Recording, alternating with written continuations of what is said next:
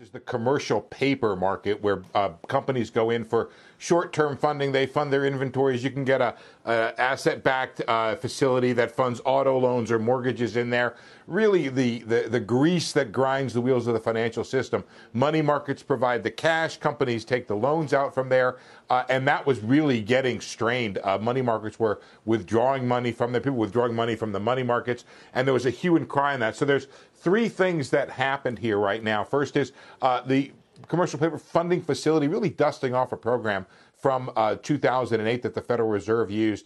And the Treasury this time, in a new twist, is providing the Federal Reserve with a $10 billion backstop.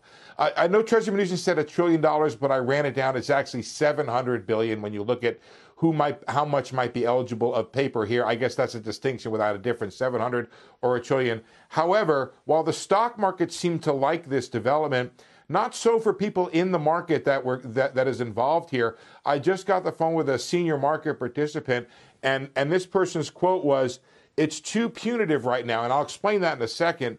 Nobody's going to use it. The commercial paper market is still not functioning well. The reason, guys, is because the Fed set a rate of 200 basis points over a benchmark called the OIS.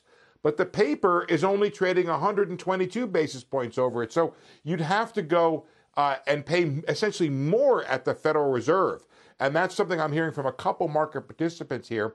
So it does set a ceiling. That's good. The Fed did say it might be able to change it might go back and change the terms. But right now the Fed came in over the market, setting really too punitive a rate, so it's not having the effect that we would have hoped it would have had. We'll see if the Fed's aware of this, if they go back in and make an adjustment. But you're right, it's very esoteric, and yet it's also very essential to the workings of the Treasury market, the credit markets, the money markets, and ultimately the stock market, Tyler.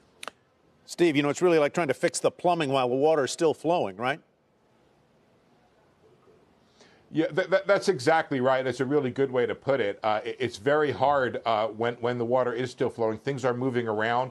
The Fed is moving very quickly here. Let's be clear. They did a whole bunch of stuff on Sunday night. I was told they're moving at warp speed. It's very hard to do this sort of stuff. When the Fed does it, it has to work. Apparently, the facility was open today. So, and by the way, this runs for a full year. So this stuff has to work.